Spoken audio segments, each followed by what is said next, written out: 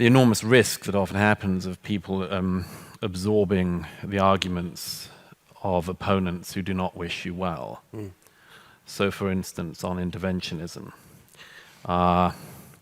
you never hear, in fact, I've said this to Majid before, but I've never heard anyone from the Islamic world say, thank God for NATO. Yeah. But they should.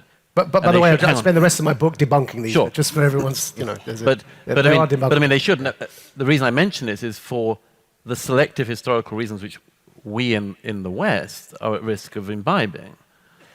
For instance, I say, why does nobody say thank God for NATO? Because if NATO hadn't have intervened in Kosovo, I think it's widely agreed that a severe genocide would have occurred on the continent of Europe, worse than was already happening. NATO intervened. We don't expect thank yous endlessly, but once will be something.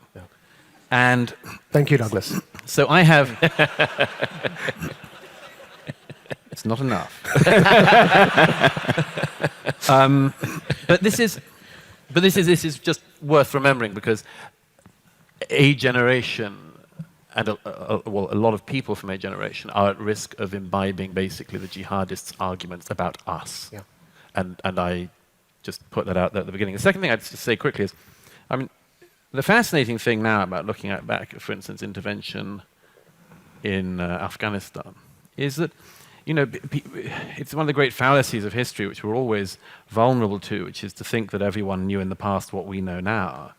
And, until the 1980s, the major threat to countries like ours was global communism, the Soviet expansionism.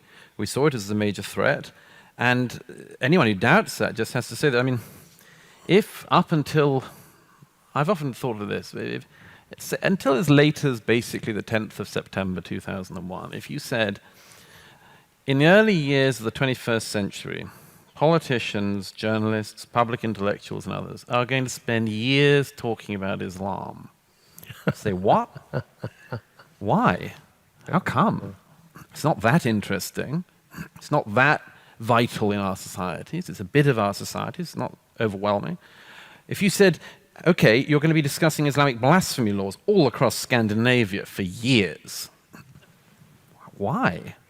And the jurisprudence of face veils. Yeah, and you're going to be the major debate in the UK in August 2018 is going to be the burqa. How does that happen? I don't see the way. That is a bit surreal, isn't it? So here's the deep underlying thing, which is that religion's back.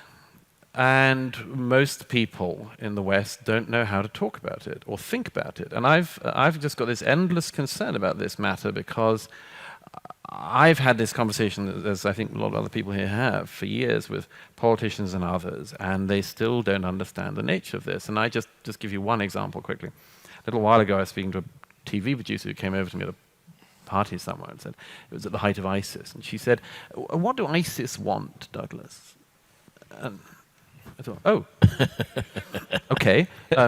Well, they're actually quite upfront about it generally. Yeah, they're quite. They've done a lot of speaking about this and a lot of writing, and they basically want to bring about they invite the world to Islam and bring about the end times.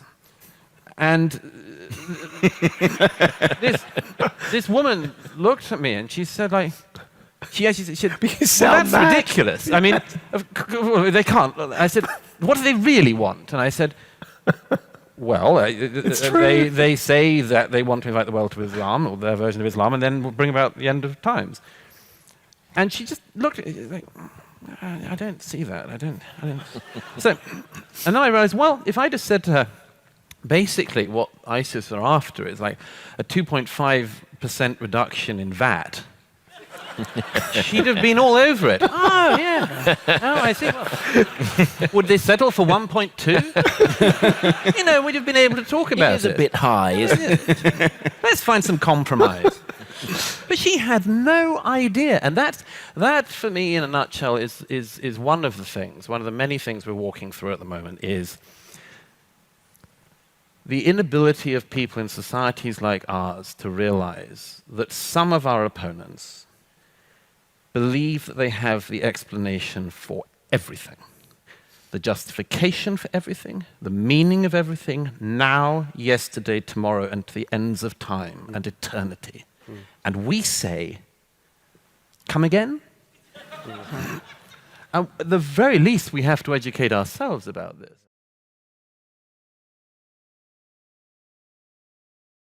Where are the aliens? Okay. Well, we live in a random corner in the far edge of the Milky Way galaxy. Fermi's paradox is that, well, look, if life evolved, it would basically colonize the galaxy, and you could calculate it would send out robots or parts of its civilization to 4 other planets that would, instead of 4 other planets, and if you everything would grow exponentially. It's not a bad logic, but I don't think it's inevitable. We are electric man.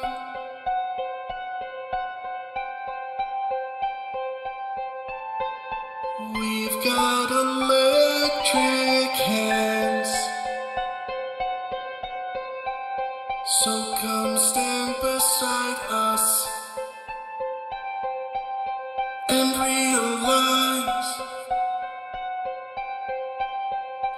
that the thing we must do is inspire. We're coming for you. We are about to get in our hands the tools that may help us prove for once and for all that we're not alone. And I'm talking specifically about the James Webb Space Telescope and the Square Kilometre Array Radio Telescope. My point is that the next generation of telescopes, both optical and radio, will, I think, show us a very crowded cosmos.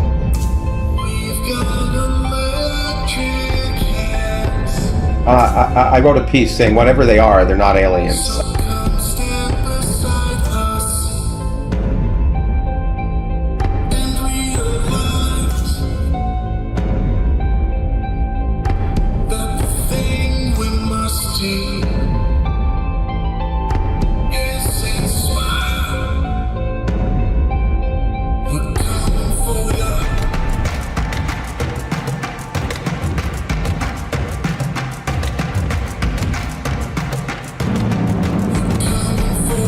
The good news, I think, is that ours is likely to be the generation that will make that profound, game-changing discovery that it's not just us.